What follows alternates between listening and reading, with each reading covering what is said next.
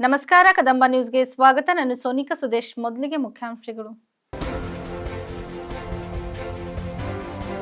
ತ್ರೈಮಾಸಿಕ ಕೆಡಿಪಿ ಸಭೆ, ಜಿಲ್ಲೆಗೆ 10 ಕೋಟಿ ಮುಂಗಾರು ಬೆಳೆ ಪರಿಹಾರ ಬಿಡುಗಡೆ, ಸಚಿವ ಈಶ್ವರ್ ಖಂಡ್ರೆ.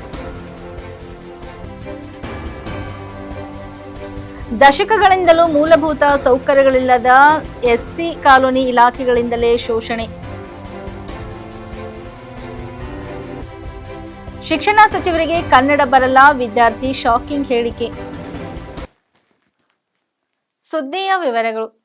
ಪ್ರಸ್ತುತ 2024-25ನೇ ಸಾಲಿನ ಮುಂಗಾರು ಹಂಗಾಮಿಗೆ ಜಿಲ್ಲೆಯಲ್ಲಿ 17,460 ಹೆಕ್ಟೇರ್ ಪ್ರದೇಶದಲ್ಲಿ ಬೆಳೆ ಹಾನಿಯಾಗಿದ್ದು, ಸರ್ಕಾರವು 13.76 ಕೋಟಿ ರೂಪಾಯಿಗಳ ಪೈಕಿ 10 ಕೋಟಿ ರೂಪಾಯಿ ಪರಿಹಾರ ಬಿಡುಗಡೆ ಮಾಡಿದ್ದು, ರೈತರ ಖಾತೆಗಳಿಗೆ ನೇರವಾಗಿ ಡಿಪಿಟಿ ಮೂಲಕ ಜಮೆಯಾಗಲಿದೆ ಎಂದು ಅರಣ್ಯ ಜೀವಿಶಾಸ್ತ್ರ ಮತ್ತು ಪರಿಸರ ಸಚಿವರು ಹಾಗೂ ಬೀದರ್ ಜಿಲ್ಲಾ ಉಸ್ತುವಾರಿ ಸಚಿವರಾದ ಈಶ್ವರ್ ಖಂಡ್ರೆ ಹೇಳಿದರು.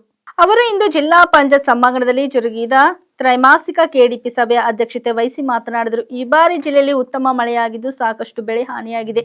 ಸರ್ಕಾರವು 10 ಕೋಟಿ ರೂಪಾಯಿ ಪರಿಹಾರ ಬಿಡುಗಡೆ ಮಾಡಿದ್ದು, ಇನ್ನು 3.76 ಕೋಟಿ ರೂಪಾಯಿ ಬರಲಿದೆ. ಜಿಲ್ಲೆಯ 15,000 ರೈತರ ಖಾತೆಗಳಿಗೆ ಮುಂಗಾರು ಬೆಳೆ ಪರಿಹಾರ ನೇರವಾಗಿ ಜಮೆಯಾಗಲಿದೆ ಎಂದು ಅವರು ತಿಳಿಸಿದರು. ಕೆಡಿಪಿ ಸಭೆಯಲ್ಲಿ ಕೃಷಿ, ತೋಟಗಾರಿಕೆ, ಆರೋಗ್ಯ, ಶಿಕ್ಷಣ, ಕುಡಿಯುವ ನೀರು ಸೇರಿದಂತೆ ವಿವಿಧ ಇಲಾಖೆಗಳ ಸಮಗ್ರ ಕಾರ್ಯಕ್ರಮಗಳನ್ನು ಪರಿಶೀಲಿಸಿದರು. ಮುಂಗಾರು ಬೆಳೆ ವಿಮೆ ಯೋಜನೆಯಡಿ 774 ಬೆಳೆ ಕಟಾವು ಪ್ರಯೋಗಗಳನ್ನು ಹಮ್ಮಿಕೊಳ್ಳಲಾಗಿದೆ. ಹಿಂಗಾರು ಹಂಗಾಮಿನಲ್ಲಿ ಕಡಲೆ, ಜೋಳ, ಕುಸುಬಿ 87% ಬಿತ್ತನೆಯಾಗಿದ್ದು, ಈ ವಾರದಲ್ಲಿ 100% ಬಿತ್ತನೆ ಆಗಲಿದೆ. ಸದ್ಯ ಜಿಲ್ಲೆಯಲ್ಲಿ ಬೀಜ, ಗೊಬ್ಬರಗಳ ಯಾವುದೇ ಸಮಸ್ಯೆ ಇಲ್ಲವೆಂದು ಅಧಿಕಾರಿಗಳು ಸಚಿವರ ಗಮನಕ್ಕೆ ತಂದರು. ಈ ತಿಂಗಳೊಳಗಾಗಿ ಕಬ್ಬು ದರ ನಿಗದಿಗೊಳಿಸುವ ನಿಟ್ಟಿನಲ್ಲಿ ಎಲ್ಲ ಶಾಸಕರ ಹಾಗೂ ಕಾರ್ಖಾನೆಗಳ ಅಧಿಕಾರಿಗಳು ಸಭೆಯನ್ನು ಜರುಗಿಸಲು ಸೂಕ್ತ ಕ್ರಮ ಕೈಗೊಳ್ಳುವಂತೆ ಜಿಲ್ಲಾಧಿಕಾರಿ ಶಿಲ್ಪಾ ಶರ್ಮಾ ಅವರಿಗೆ ಸಚಿವರು ತಿಳಿಸಿದರು. ಈ ಸಭೆಯಲ್ಲಿ ಯುವಜನ ಸೇವಾ ಕ್ರೀಡಾ ಇಲಾಖೆಯ ಕಾರ್ಯದರ್ಶಿ ಹಾಗೂ ಬೀದರ್ ಜಿಲ್ಲಾ ಉಸ್ತುವಾರಿ ಕಾರ್ಯದರ್ಶಿಗಳಾದ ರಂದೀಪ್, ರಾಜ್ಯ ಗ್ಯಾರಂಟಿ ಯೋಜನೆಗಳ ಅನುಷ್ಠಾನ ಪ್ರಾಧಿಕಾರದ ಉಪಾಧ್ಯಕ್ಷರಾದ SR ಮಹರೋಜ್ ಖಾನ್, ಜಿಲ್ಲಾ ಗ್ಯಾರಂಟಿ ಸಮಿತಿ ಅಧ್ಯಕ್ಷರಾದ ಅಮೃತರಾವ್ ಚಿಮ್ಕೋಡೆ, ಬೀದರ್ ದಕ್ಷಿಣ ಶಾಸಕರಾದ ಡಾ. ಶೈಲೇಂದರ್ ಬೆಲ್ದಾಳೆ, ಬಸವಕಲ್ಯಾಣ ಶಾಸಕರಾದ ಶರಣು ಸಲಗರ್, ವಿಧಾನ ಪರಿಷತ್ತಿನ ಸದಸ್ಯರಾದ ಭೀಮರಾವ್ ಪಾಟೀಲ್, ಡಾ. ಚಂದ್ರಶೇಖರ್ ಪಾಟೀಲ್, ಬೀದರ್ ನಗರ ಅಭಿವೃದ್ಧಿ ಪ್ರಾಧಿಕಾರದ ಅಧ್ಯಕ್ಷರಾದ ಬಸವರಾಜ ಶೆಟ್ಟಿ, ಜಿಲ್ಲಾಧಿಕಾರಿಗಳಾದ ಶಿಲ್ಪಾ ಶರ್ಮಾ, ಜಿಲ್ಲಾ ಪಂಚಾಯತ್ ಮುಖ್ಯ ಕಾರ್ಯನಿರ್ವಹಣಾ ಅಧಿಕಾರಿಗಳಾದ ಡಾ. ಗಿರೀಶ್ ಬದೋಲೆ, ಜಿಲ್ಲಾ ಪೊಲೀಸ್ ವರಿಷ್ಠಾಧಿಕಾರಿಗಳಾದ ಪ್ರದೀಪ್ ಗುಂಟಿ, ಜಿಲ್ಲಾ ಉಪಾರಣ್ಯ ಸಂರಕ್ಷಣಾಧಿಕಾರಿಗಳಾದ ವನಾತಿ MA ಬೀದರ್, ಬಸವಕಲ್ಯಾಣ ಸಹಾಯಕ ಆಯುಕ್ತರು ಸೇರಿದಂತೆ ಜಿಲ್ಲಾ ಹಾಗೂ ತಾಲೂಕಾ ಮಟ್ಟದ ಅಧಿಕಾರಿಗಳು ಉಪಸ್ಥಿತರಿದ್ದರು.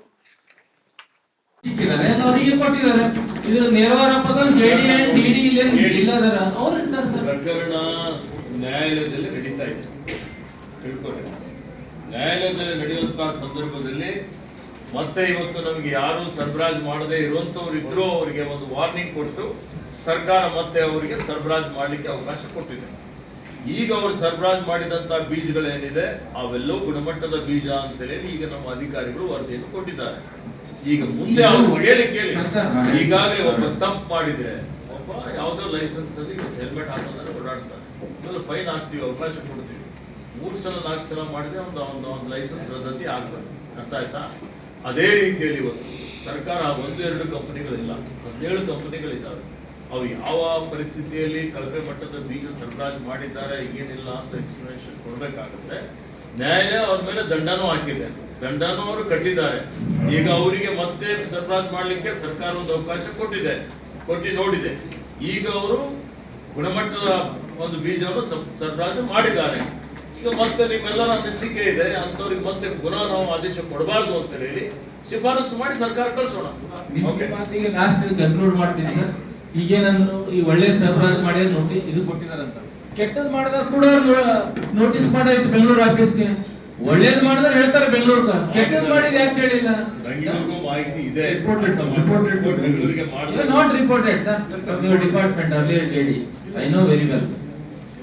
ಆದ್ರೆ ಎನ್ಕ್ವೈರಿ ಮಾಡಿ ರಿಪೋರ್ಟ್ ಕೊಡ್ತಾ ಅಂತ ಹೇಳಿದ್ರಿ. ಯಾವ್ದು KDP ಇದ್ರೆ ಯಾವ್ದು ರಿಪೋರ್ಟ್ನೂ ಇಲ್ಲ, ಏನೂ ಇಲ್ಲ.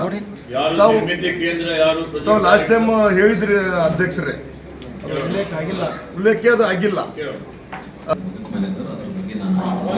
ಮುಂದುವರೆಗೂ ಬರ್ಸ್ಕೊಂಡು ಬಂದಿರ್ತಾನೆ, ಒಬ್ಬ ಹೋಗ್ತಾನೆ, ಮತ್ತೊಬ್ಬ ಬರ್ತಾನೆ. ಅದು ಕಂಟಿನ್ಯೂಟಿ ಇರ್ತದೆ. ಸರ್ಕಾರ ಅಂದ್ರೆ ಇವತ್ತು ನಿಂತು ನೀರಾಗ್ಲಿಕ್ಕೆ ಬರೋದಿಲ್ಲ. ಓದ್ತೀರಿ ಚೆನ್ನಾಗಿ. ಕಲಿಕಾಸರೆ ವಿಜ್ಞಾನ ಸಾಮರ್ಥ್ಯಾಭಿವೃದ್ಧಿ ಅಭ್ಯಾಸ ಪುಸ್ತಕ.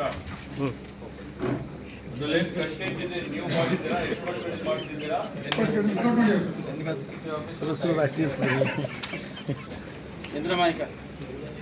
ಓದ್ತೀರಿ ಇದು ಚೆನ್ನಾಗಿ. ಎಷ್ಟು ಪುಸ್ತಕ ಪ್ರಿಂಟ್ 10th ಸ್ಟ್ಯಾಂಡರ್ಡ್ ಮಕ್ಕಳು ಎಷ್ಟಿದ್ದಾರೆ ಸರ್? ನನ್ನ ಹತ್ರ ಟೋಟಲ್ ಒಟ್ಟಾರೆ 25,400 ಇದ್ದಾರೆ ಸರ್. ಆದ್ರೆ ಇದು ಸರ್ಕಾರಿ ಶಾಲೆ ಮಕ್ಕಳಿಗೆ ಮಾತ್ರ ಮಾಡಿ. ಸರ್ಕಾರಿ ಶಾಲೆನೇ ಎಷ್ಟು ಮಕ್ಕಳು? ಇದ್ರೊಳಗೆ ನಾವು ಸಿ ಮತ್ತು C+ ಮಕ್ಕಳಿಗೆ ಮಾತ್ರ ಇದನ್ನ ಕೊಡ್ತಾ ಇದೀವಿ ಸರ್. ಕಳೆದ ಕಿರಣ್ ಕೊಡ್ತಾ ಇದೀವಪ್ಪ. ಈ ಕಡೆ ಬನ್ನಿ. ಈ ಕಡೆ ಆ ಕಡೆ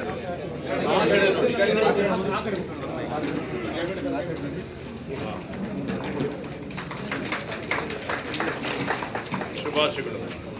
ಕೊಡ್ಸಿಲ್ರ ಏನು ಶಾಸಕ ಕಡೆ ಹಳ್ಳು ಹಳ್ಳು ಹಳ್ಳು ಹಾಂ ಮೇಲೆ ಇರೋದು ಬೇಡ.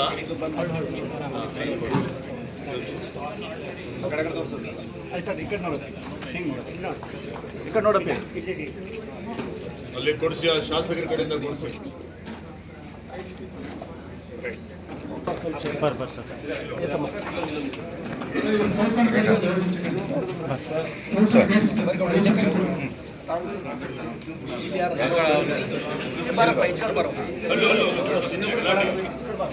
ಅವಸರ ಮಾಡ್ಲಿಕ್ಕೆ ಹೋಗ್ಬೇಡಿ.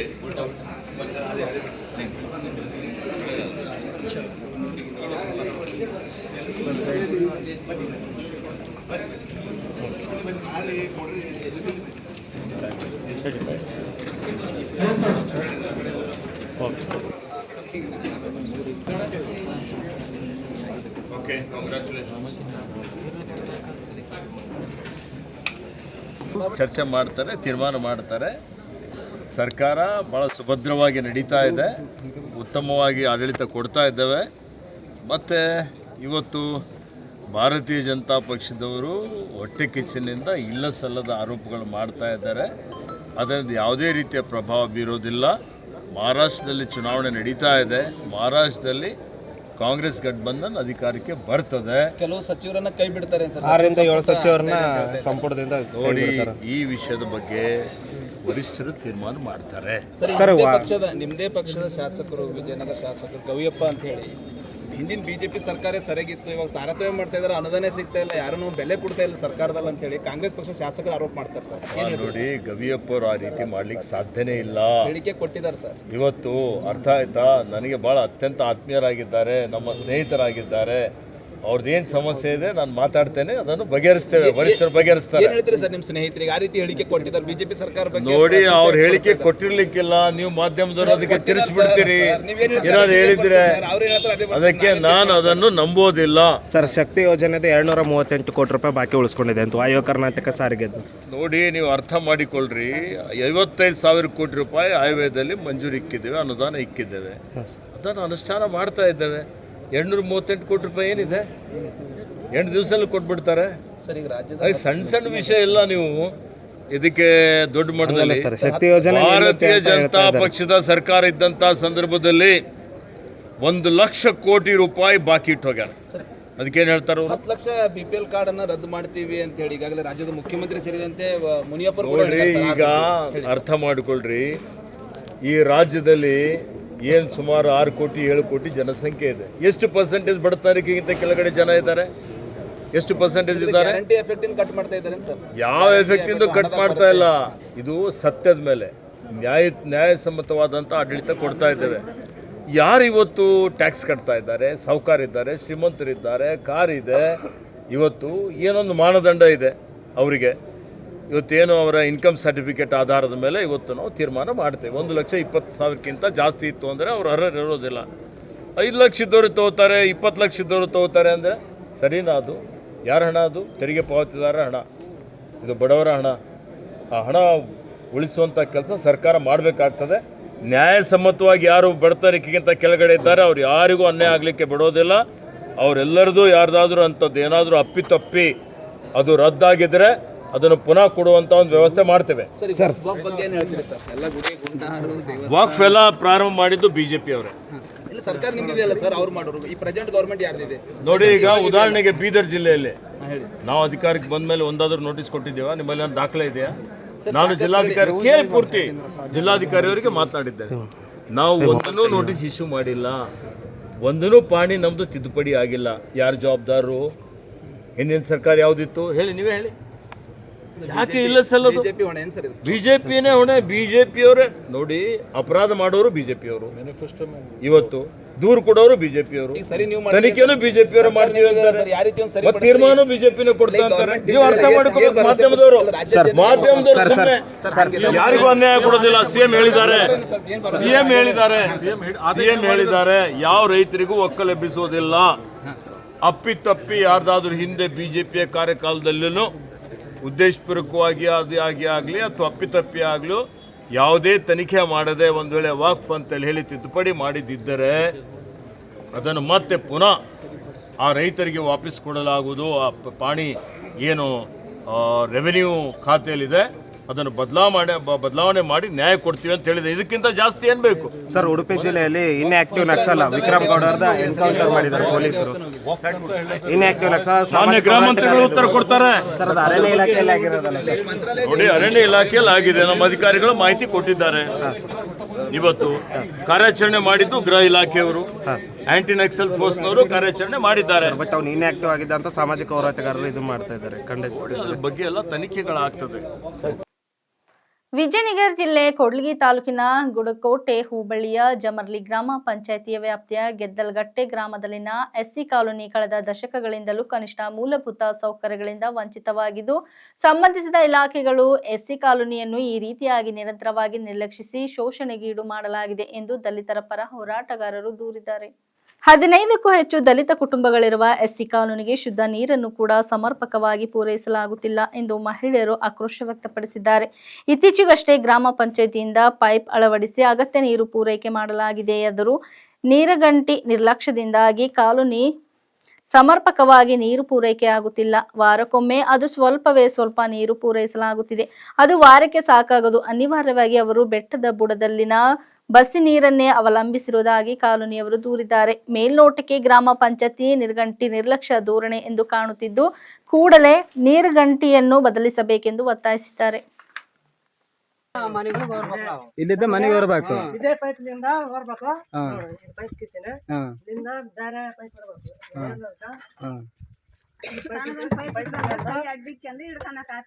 ಈ ತರ ಸತ್ಯಾಗ ಜಾಸ್ತಿ ಪ್ರೆಷರ್ ಬಂದ್ರೆ ಇಟ್ಕೊಂಡು ಇಟ್ಕೊಂತೀವಿ.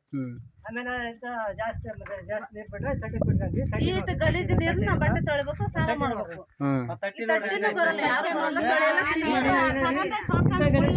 ಮೈ ತೊಗೊಂಡೆಲ್ಲ ಗುಳ್ಳೆ ಮಗ ತೋರ್ಸ, ಮಗ ನೋಡ ಅಲ್ಲಿ ಕಾಲು ಕೈ ಕಾಲು ನೋಡಿ ಆ ತರ ಕೈ ಕಾಲೆಲ್ಲ ಇದೆ ದೊಡ್ಡವರು ನಾವು ತೊಡ್ಕೊಂತೀವಿ. ಸಣ್ಣ ಮಕ್ಕಳು ನೋಡ್ರಿ ನೀವು ಆ ತರ ಎಲ್ಲ ಆಗ್ಯಾವ. ನೋಡ್ರಿ ನೀವು ತಟ್ಟೆ ಆ ತರ ಐತೆ ನೋಡಿ, ತೊಳೆದಲ್ಲ.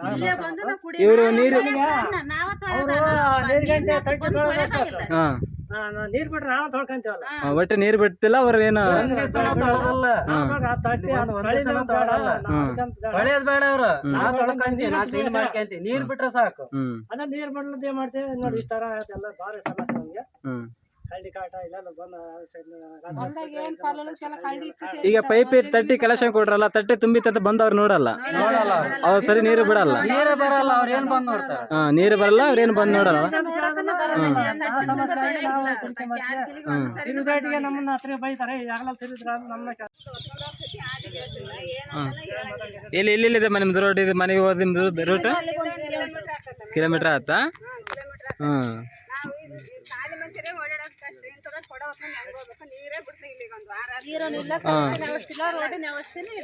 ಏನ್ ವ್ಯವಸ್ಥೆನೇ ಇಲ್ಲ.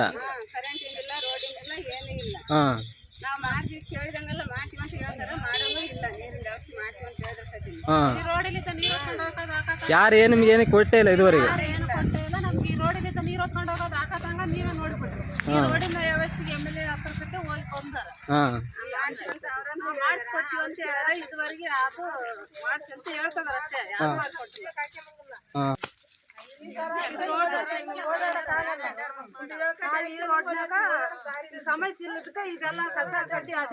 ಯಾಕೆ ಹಾಕಿರಮ್ಮ ಇದೆಲ್ಲ? ಅಡ್ಡಾಡ್ಲಿಕ್ಕೆ ಈ ತರ ಹಾಕ್ಯಂದಿರಿ ನೀವು? ನಾವು ಓಡಾಡಕ ತೊಂದ್ರೆ ಇರೋದಕ್ಕೆ ಈ ತರ ಹಾಕಿದ್ವಿ. ಗಾಡಿ ಬೈಕ್ ಏನು ಬರಲ್ಲ, ಎಲ್ಲದು ಸಿಕ್ಕಂತ ಆತಲ್ಲ. ಇದ್ರಲ್ಲೇ ನಾವು ನೀರು ಹೊತ್ಕೊಂಡ್ ಬರ್ಬೇಕು.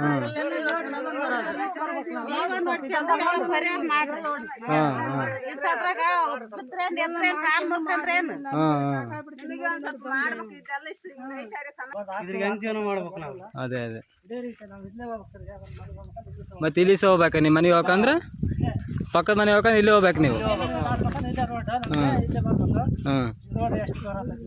ಇದೇ ರೋಡ್ ಇದ್ರಲ್ಲೇ ಹೋಗ್ಬೇಕು ನಾವು. ಇದೇ ರೋಡ್ ಇದೇ ರೋಡ್ನಾಗ ನಾವು ಹೋಗ್ಬೇಕು. ಒಳಕ್ಕೆ ಬರ್ತಾವಲ್ಲ ನೀರೆಲ್ಲ. ಇದೆಲ್ಲ ನೋಡಿ, ಇದೆಲ್ಲ ಕಾಡು ಕಾಡು ಇದೆಲ್ಲ ನೋಡು. ಕರೆಂಟ್ ಇದೆ ಒಂದೆಲ್ಲ ಕಾಣುತ್ತಾ ಕೂಡ ತೋರ್ಸಿಲ್ಲ, ಕರೆಂಟ್ ಇಲ್ಲ. ದೊಡ್ಡಪ್ಪ ಕಾಣುತ್ತಾ ಕೂಡ ಹಂಗ ಅಲ್ಲಿ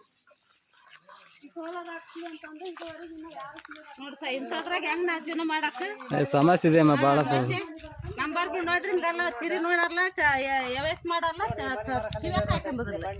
ಇದು ಬಂಡೆ ಅಲ್ಲ ಇದು. ಇದೆಲ್ಲ ಪೈಪು.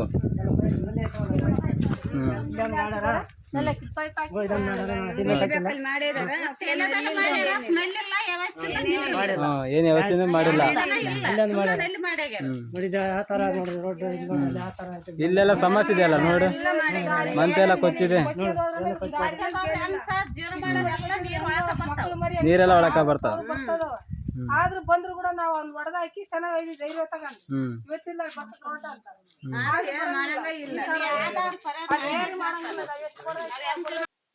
ನೀಟ್ ಕೋಚಿಂಗ್ ತರಬೇತಿ ಉದ್ಘಾಟನಾ ಕಾರ್ಯಕ್ರಮದಲ್ಲಿ ಶಿಕ್ಷಣ ಸಚಿವ ಮಧು ಬಂಗಾರಪ್ಪ ನಗೆಪಾಟಲಿಗೀಡಾದ ಘಟನೆ ನಡೆದಿದೆ. ಆನ್ಲೈನ್ ಸಂವಾದ ಕಾರ್ಯಕ್ರಮದಲ್ಲಿ ವಿದ್ಯಾರ್ಥಿಗಳ ಅಭಿಪ್ರಾಯ ಹಂಚಿಕೊಳ್ಳುವ ವೇಳೆ ವಿದ್ಯಾರ್ಥಿಯೋರ್ವ ಶಿಕ್ಷಣ ಸಚಿವ ಮಧು ಬಂಗಾರಪ್ಪಗೆ ಕನ್ನಡ ಸರಿಯಾಗಿ ಬರಲ್ಲ ಎಂದು ಮಾತನಾಡಿದ್ದಾನೆ. ಇದನ್ನು ಕೇಳಿಸಿಕೊಂಡ ಸಚಿವ ಮಧು ಬಂಗಾರಪ್ಪ ಗರಂ ಆಗಿದ್ದು, ಯಾರೋ ಅದು ಹಾಗೆ ಹೇಳಿದ್ದು ಎಂದು ಆಕ್ರೋಶಗೊಂಡಿದ್ದಾರೆ.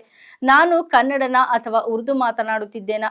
ಹಾಗೆ ಯಾರು ಹೇಳಿದ್ದು? ಮಾಹಿತಿ ತೆಗೆದುಕೊಳ್ಳಿ, ಆತನನ್ನು ಸುಮ್ಮನೆ ಬಿಡಬೇಡಿ, ಏನು ಅಂತ ವಿಚಾರಿಸಿ ಕೇಳಿ ಎಂದು ಇಲಾಖೆಯ ಪ್ರಧಾನ ಕಾರ್ಯದರ್ಶಿ ರಿತೀಶ್ ಕುಮಾರ್ಗೆ ಸಚಿವ ಮಧು ಬಂಗಾರಪ್ಪ ಸೂಚನೆ ನೀಡಿದ್ದಾರೆ. ಈ ಸಚಿವರ ಸೂಚನೆ ಹಿನ್ನೆಲೆಯಲ್ಲಿ ಹೇಳಿಕೆ ನೀಡಿದ ವಿದ್ಯಾರ್ಥಿಗಾಗಿ ಇಲಾಖೆ ಅಧಿಕಾರಿಗಳು ಶೋಧ ಆರಂಭಿಸಿದ್ದಾರೆ. ಭರತ್ ಏನಂದ? ಯಾರವನು? ಏನೀಗ ಉರ್ದು ಅಲ್ಲ ಮಾತಾಡ್ತಾ ಇದ್ದೀನಿ. ಆ ಟಿವಿಯವ್ರು ಬೇರೆ ಅದನ್ನ ಹಾಕೊಂಡು ಹೊಡಿತಾರೆ ನೋಡಿ.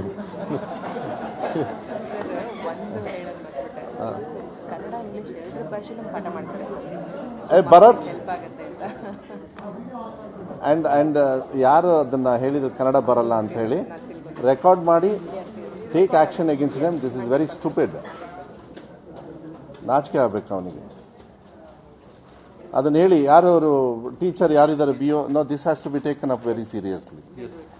ವಿದ್ಯಾಮಂತ್ರಿ ಕನ್ನಡ ಬರಲ್ಲ ಅಂತ ಹೇಳಿ ಯಾರೋ ಹೇಳ್ದ. ಯಾ ಕರೆಕ್ಟಾ?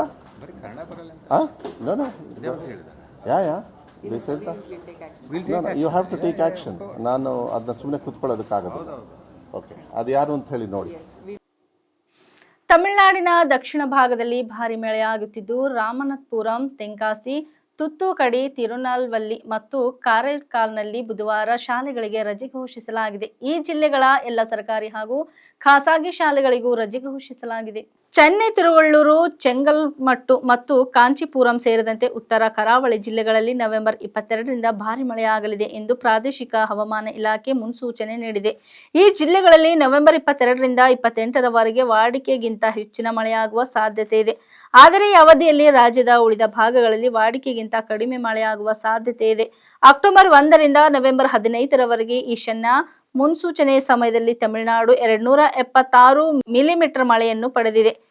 ಕೊಯಂಬತ್ತೂರಿನಲ್ಲಿ ಅತಿ ಹೆಚ್ಚು 418 ಮಿಲಿಮೀಟರ್ ಮಳೆಯಾಗಿದೆ. ಚೆನ್ನೈ ಸೇರಿದಂತೆ 17 ಜಿಲ್ಲೆಗಳಲ್ಲಿ ಅತ್ಯಧಿಕ ಮಳೆಯಾಗಿದೆ. ಉತ್ತಮ ಮಳೆಯಿಂದಾಗಿ ಮೊಟ್ಟೂರು, ಭವಾನಿ ಸಾಗರ್ ಸೇರಿದಂತೆ ರಾಜ್ಯದ ಪ್ರಮುಖ ಜಲಾಶಯಗಳು ಬಹುತೇಕ ಭರ್ತಿಯಾಗಿವೆ.